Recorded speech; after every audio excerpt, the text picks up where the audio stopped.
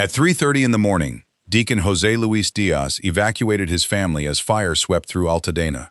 4 hours later, he was lying on a cot inside a crowded shelter when his wife suddenly woke him. Sacred Heart Church was burning. By the time Diaz returned, homes on every side were in flames.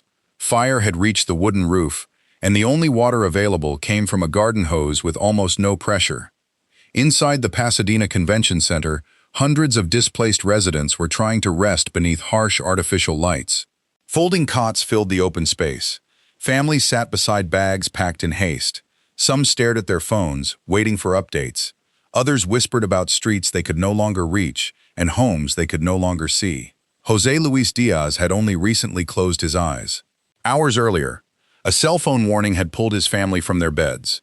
They had gathered a few possessions, left their home in Altadena, and joined the growing number of residents searching for somewhere safe to spend the night. For a brief moment, the shelter offered distance from the fire. Then Maria Esther Diaz shook her husband awake. "José Luis, they're saying the church is on fire." There was no time for a long discussion. Sacred Heart stood only about 8 blocks from the Diaz family home. José Luis had served there since his ordination as a permanent deacon for the Archdiocese of Los Angeles in 2015. He knew its doors, its hallways, its maintenance rooms, and the families who filled its pews.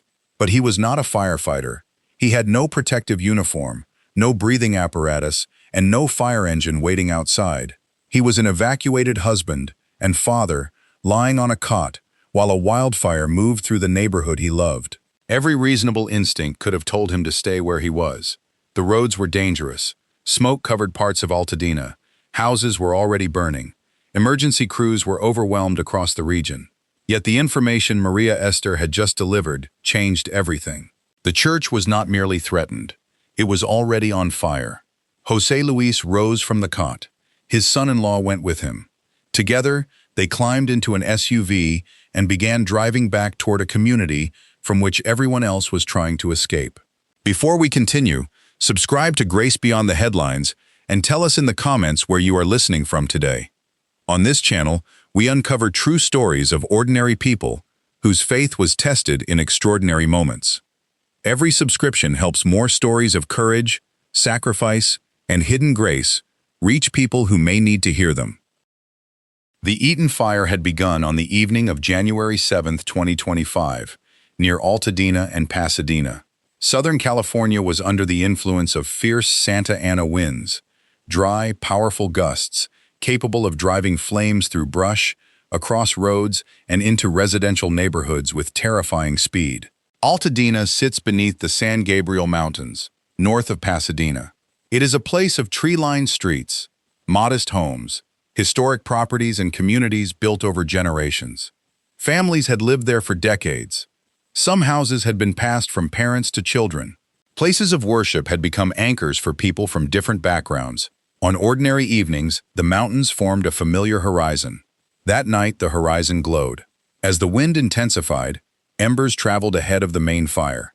A single burning fragment could land on a roof, in a garden, or beneath an eave, and create another ignition point before residents understood how close the danger had come. The Eaton Fire spread rapidly into populated areas. Power failed in some locations. Cell phones filled with warnings. Families searched for medications, documents, and pets. Vehicles crowded evacuation routes as smoke reduced visibility and the sky took on the color of rust. Firefighters moved from one emergency to another, but the scale of the disaster exceeded what any neighborhood could confront alone. The final numbers would reveal the magnitude of that night. The Eaton Fire burned more than 14,000 acres. It destroyed 9,419 structures, damaged another 1,076, and caused 19 confirmed civilian deaths. 9 firefighters were also injured. But those numbers came later. During the first hours, people did not know how large the disaster would become. They knew only what they could see. A glow behind the trees, ash falling like dark snow, the sound of wind pressing against walls, neighbors knocking on doors, phones vibrating with instructions to leave, and somewhere in Altadena, Sacred Heart Church stood in the path of flying embers. Sacred Heart Parish had served the area since 1935. Its history had been shaped by generations of parishioners who built ministries, educated children, formed choirs, and gathered for baptisms, weddings, funerals, and Sunday masses. English-speaking, Spanish-speaking, and Vietnamese Catholic communities had all become part of its life. To an outsider, it was a religious building at 2089 North Lincoln Avenue. To the people of Sacred Heart, it was the place where private memories became part of a shared history. A child had taken a first step down one of its aisles. A grieving family had stood beside a coffin. A couple had exchanged vows before the altar. An immigrant had entered uncertain and discovered people who spoke the same language. A parent had lit a candle when no other action seemed possible. That was what lay beneath the wooden roof as the fire approached. Not only walls and furniture, decades of human life. The first warning reached the Diaz family at approximately 3:30 in the morning. The alert ordered them to evacuate. There is rarely a dignified way to leave a home under threat. People do not calmly evaluate every possession. They make decisions in seconds. Identification, a change of clothing, a phone charger, something for the children, something that cannot be replaced. Then the door closes. For Jose Luis and Maria Esther, leaving meant accepting a painful uncertainty. They might never see the house in the same condition again. Their home was close to Sacred Heart. The church and the family residence existed inside the same threatened community. Yet in those early hours, the immediate responsibility was clear. Jose Luis had to move his family out of danger. They reached the Pasadena Convention Center, one of the shelters receiving evacuees. Around them were people carrying the same unanswered questions. Was the fire moving toward their street? Had a neighbor escaped? Were their pets safe?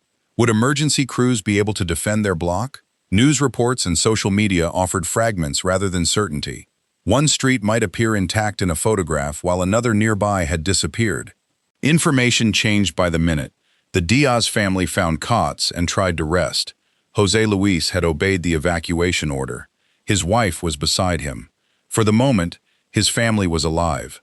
There was nothing more he could do for his house. Then came the second wake-up call. Maria Esther had received word that Sacred Heart was burning. The statement was brief, but it carried enormous weight. Jose Luis did not know how much of the church was on fire. He did not know whether flames had entered the sanctuary or reached the parish buildings. He did not know whether firefighters were already there. All he knew was that Sacred Heart was in danger. He left the shelter with his son-in-law and began the return journey in an SUV. Maria Esther remained among the evacuees, unable to know exactly what her husband would find. It is easy, after an event has ended, to describe a decision as heroic. But in the moment there is no music, no narrator, and no guarantee that courage will produce a good result. There is only risk. Jose Luis was traveling toward active fire conditions. Even if he reached the church, there was no certainty that he could help. A roof fire can spread invisibly beneath shingles. Wind can push flame through an opening and transform a manageable ignition into a structure fire in minutes. Yet Jose Luis possessed one advantage. He knew the building. He knew where equipment was stored. He knew which doors he could unlock. He understood the layout of the parish grounds. That knowledge would soon matter more than he could have anticipated. The farther the SUV traveled toward Altadena, the more the familiar landscape disappeared. Smoke hung across the streets. Charred buildings stood where homes had been. Flames remained active in multiple locations. Debris moved in the wind. Jose Luis later described the neighborhood as resembling a battlefield. Entire houses had vanished, leaving chimneys standing above beds of ash. Cars had been burned down to their metal frames. Trees that had shaded sidewalks were blackened or still glowing. This was not the Altadena he had left only hours earlier. The SUV continued forward. Inside the vehicle, there could be no certainty that the road ahead would remain open. A burning utility pole, fallen branch, or sudden shift in the fire could block their path. Jose Luis prayed that the church would be spared. He was not asking that every object remain untouched. He was asking for a chance, for the building to remain standing long enough for something to be done. At approximately 7:30 that morning, the SUV reached Sacred Heart. The church was still there, but part of its roof was burning. Homes beside it, in front of it, and behind it were already on fire or had been consumed. The danger had not passed. It had arrived. Two parishioners were already at the church when José Luis and his son-in-law arrived. They were attempting to confront a patch of fire on a wooden section of the roof near the boiler room. There were now 4 men. No fire crew stood beside them. No powerful hose was connected to a hydrant. No ladder truck rose above the church. José Luis unlocked a maintenance room. Inside were ordinary tools, the kind used to repair, clean, and care for church property during normal weeks. He found a ladder. He found an iron pipe. He found a garden hose. That was their equipment. The fire had been ignited by embers, carried from burning homes down the street. Some of the flames were visible, but the larger threat lay beneath the roof tiles. Fire can continue moving under a surface, hidden from anyone standing below. Pouring water onto the top would accomplish little if the burning material remained protected underneath. The men placed the ladder against the side of the building. 2 held it steady. José Luis climbed. With the iron pipe, he began breaking through the shingles and tiles to expose the burning wood beneath them. Another man directed water from the garden hose into the openings. Every piece they removed created access to the fire. It also exposed them more directly to heat, smoke, and embers. The wind continued to move through the neighborhood. Nearby homes remained in flames. The men worked because stopping meant allowing the hidden fire to continue spreading. They were not trying to save every damaged section.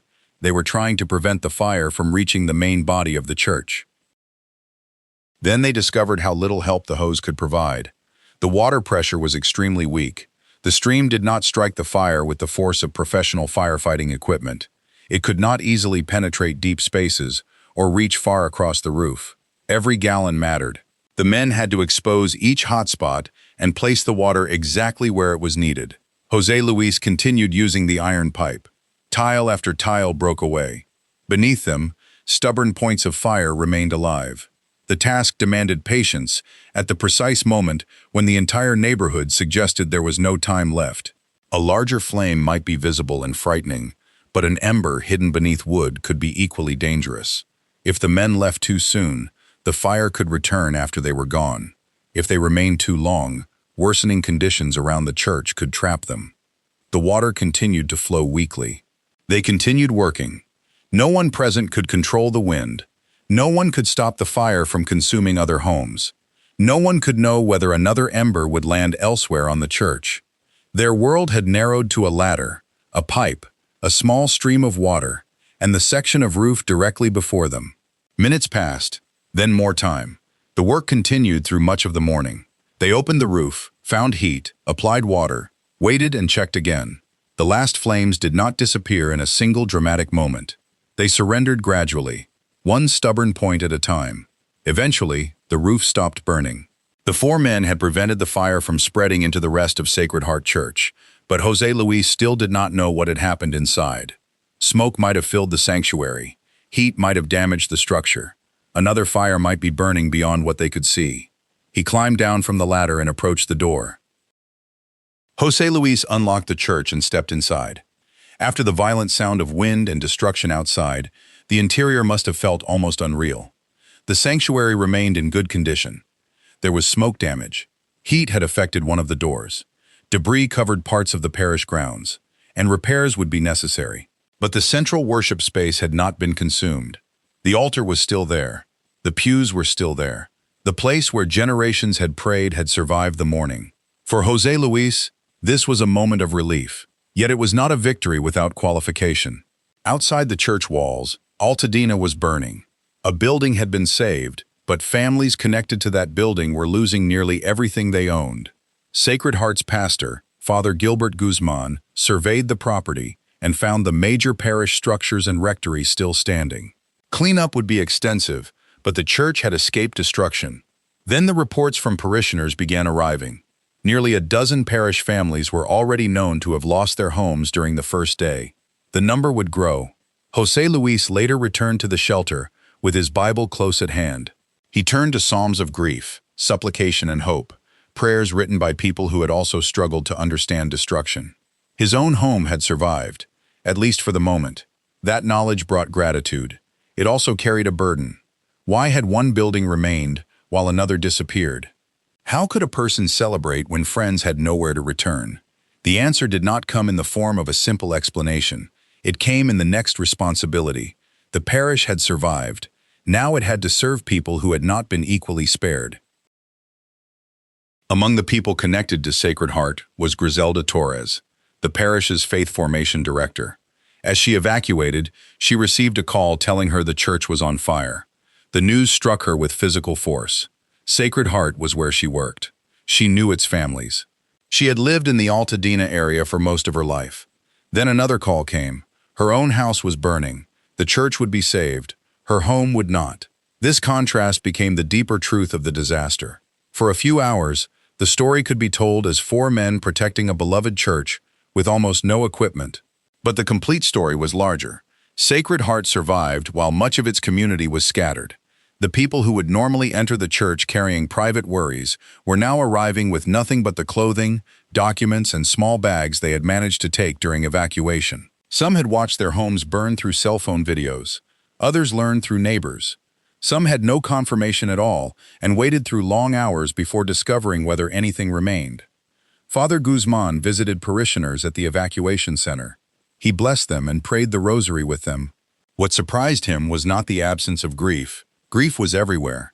What surprised him was the gratitude that remained beside it. People who had lost homes still gave thanks that relatives were alive. Families shared information, food and transportation. Parishioners searched for temporary housing for one another. The church building had been preserved, but in the days that followed, Sacred Heart existed wherever its displaced members helped each other. José Luis described that mutual assistance as an expression of God's love, not an abstract feeling, but people answering another person's need with whatever they could offer. That understanding prevented the story from becoming a simplistic tale about one structure being protected. Faith did not mean that every Catholic home survived. It did not mean that prayer created a boundary the flames could never cross. It meant that when destruction came, people still had a reason to move toward one another rather than retreat into themselves. On January 9th, hundreds gathered at Mission San Gabriel Arcangel for a special mass for fire victims and first responders. Archbishop José H. Gomez presided, joined by auxiliary bishops Matthew Elshoff and Brian Nunez. José Luis and Maria Esther sat among families facing a future none of them had planned. The couple's house had escaped the flames, but they were still staying at the evacuation shelter. Returning home was not yet a simple matter. Fire conditions, smoke, road restrictions, and damaged infrastructure continued to affect the area. Maria Esther reflected that disasters seen on television often feel distant. They belong to another family, another street, another part of the country. Then the fire reaches one's own neighborhood. The images on the screen become names. The destroyed structure becomes the home of someone known personally. The evacuees become the people who normally sit nearby at Mass. Griselda Torres attended after losing her home. Other parishioners arrived carrying similar stories. Some came to pray. Some came because they needed to see familiar faces. Some may not have known what to ask from God. The Mass did not restore the houses. It did not remove the smoke or settle insurance claims. It did not explain why 19 people would lose their lives during the Eaton Fire. What it offered was a place where grief did not have to remain private. The community could acknowledge that some people had no home to return to. They could pray for firefighters still confronting active danger. They could remember those whose names had not yet reached the news. They could begin using the word "we" again. During times of catastrophe, survival can create isolation. One family's house remains while the one next door disappears. One person escapes in minutes while another becomes trapped. Gratitude and guilt can exist together. A shared prayer does not erase those differences. It allows people to carry them together. Sacred Heart's physical church was temporarily unavailable, but its community had not ceased to exist. It had moved to a shelter. It had moved to Mission San Gabriel. It had moved into donated rooms, relatives' homes, and unfamiliar hotels. For the moment, the parish was a congregation without a stable neighborhood. The weeks following the Eaton Fire were filled with cleanup and uncertainty. Smoke had entered church buildings. Debris covered properties. Water safety became a concern. Air quality remained hazardous. Many parishioners were still displaced, and some eventually moved far enough away that regular participation at Sacred Heart became difficult. The parish had been saved from total destruction, but normal life did not return immediately. On February 2, 2025, nearly a month after the fire, the community gathered again for Mass inside Sacred Heart Church. The return carried an emotional contradiction. They were grateful to be inside. They also knew that many members were entering from temporary accommodations rather than their own homes. During the opening procession, the community brought in one candle, a single flame. Only weeks earlier, fire had meant terror. It had moved through trees, roofs, and rooms without restraint. It had taken property, history, and human life. Now the parish chose to bring a small, controlled flame into the church. This fire did not destroy, it illuminated. Father Guzman saw the candle as a way of reclaiming the meaning of fire, a positive light after the destructive force the community had endured. The symbolism was simple, but powerful. The same building that 4 men had protected with a weak garden hose now received a flame by choice. The candle moved toward the sanctuary. People watched from pews that might otherwise have been reduced to ash. Perhaps some remembered where they had been when the evacuation alert arrived. Perhaps others thought about rooms in their homes that no longer existed. The candle did not declare that everything had been repaired. It declared that the community had returned. In the months ahead, nearly half the regular parish population would remain absent or displaced. Sacred Heart purchased air purifiers. Repairs continued. Families came seeking donated goods and financial assistance. Water and environmental concerns complicated recovery. The church doors were open, but Altadena was not the same. Father Guzman later reflected that material possessions had been lost, yet relationships remained. That did not minimize the destruction. It identified what rebuilding would have to begin with. The story of Sacred Heart Church could have ended on the morning of January 8th. 4 men, 1 ladder, an iron pipe, a garden hose with almost no pressure, a roof fire extinguished before it reached the sanctuary. That alone would have been remarkable. But the deeper meaning appeared afterward. The men saved a church building, yet the fire forced the community to ask what a church truly is. Is it the roof that keeps out rain? The altar around which people gather? The doors open for worship? The classrooms where children learn their prayers?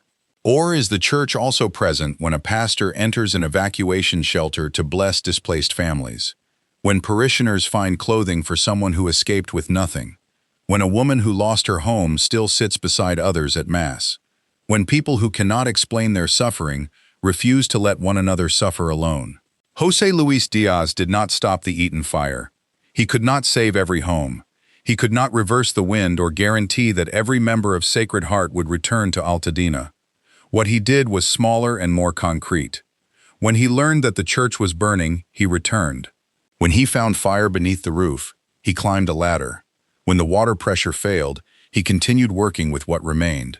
And when the building was safe, he returned to the displaced community, rather than treating the survival of the church as the end of the story. That may be where grace is most often found. Not in people who possess everything they need. Not in moments when danger disappears without effort, but in ordinary men and women who face a need larger than themselves and decide that the little they have is still worth offering. A ladder, a pipe, a weak stream of water, a place in a vehicle, a donated meal, a prayer spoken in a shelter, a candle carried toward an altar. No single one of those things could rebuild Altadena. Together, they revealed where rebuilding could begin. The Eaton Fire destroyed thousands of structures and took 19 lives. Its effects continued long after the flames were contained. The people of Altadena would face years of reconstruction, displacement, and grief. Sacred Heart remained standing, but it remained standing for a purpose, not as a monument to a community that escaped suffering, as a place for a wounded community to gather inside suffering. On the night of the fire, people fled carrying whatever they could save. On the morning after, 4 men defended what generations had built, and weeks later, the congregation entered again behind a single flame, not the uncontrolled fire that had taken so much, but a small light held carefully in human hands. Perhaps that is the final image this story leaves behind. A church is made of wood, stone, glass, and tile, but when the roof is threatened, those materials depend upon people, and when people lose their homes, they depend upon one another.